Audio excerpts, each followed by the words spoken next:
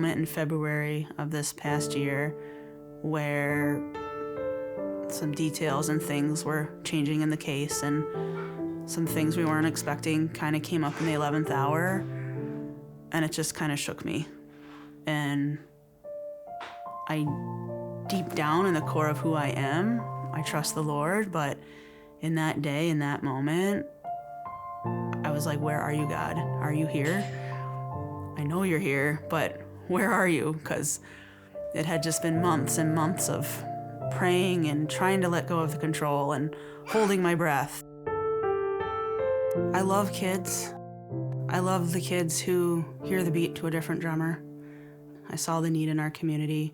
I had the time and the space. It's kind of funny because when I started doing foster care, when people would ask me why I was going to do this, my answer was very profound and I was very articulate. And now, 4 years and 8 kids later, my answer is not very profound and there's nothing articulate about it. But I could sum up the past 4 years with one word, and that word would be love.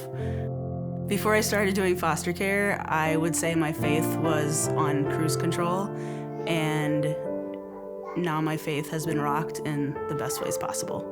It's been a hard journey. Parenting other people's kids is hard.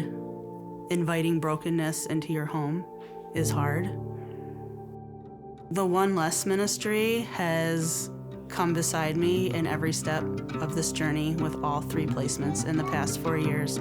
A friend of mine came over to my house at 5 o'clock in the morning to take care of the kids because I had the stomach flu. I was leaving Grace Church one morning to take one of the kids to the ER, and as I was walking out the door, I heard a friend behind me say, "Stop, I'm coming with you today. You're not gonna do this alone today." There's been a lot of challenges, but I've never done this alone. After my second placement left, I was still feeling very called to foster care, but I wanted my own child, and I wanted a child who wasn't going to leave, and that I wasn't gonna have to pack up and leave him in a parking lot and never see him again. I had an appointment to start fertility treatments, and I had some friends speaking truth into my life and telling me that I was trying to take control over something that I didn't have control over. I decided that I needed to trust God, and I canceled that appointment. God is in control, and He is who He says He is, and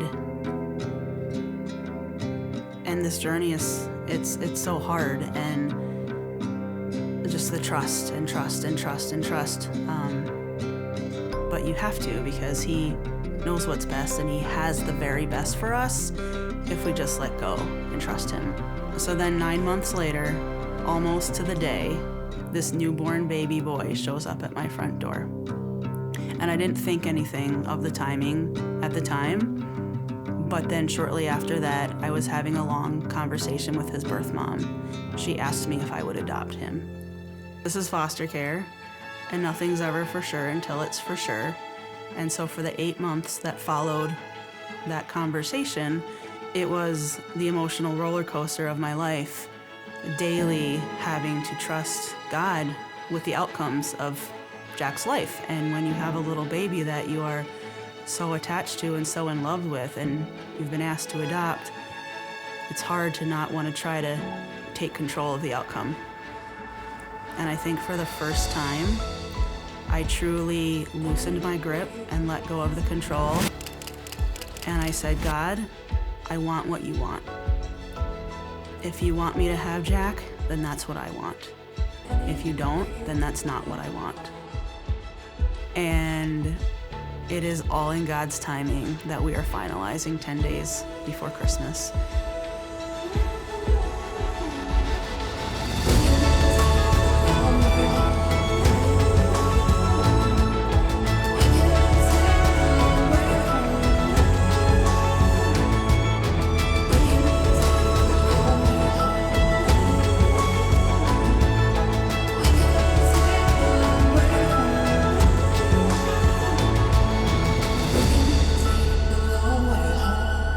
All I can think about is, look what God has done.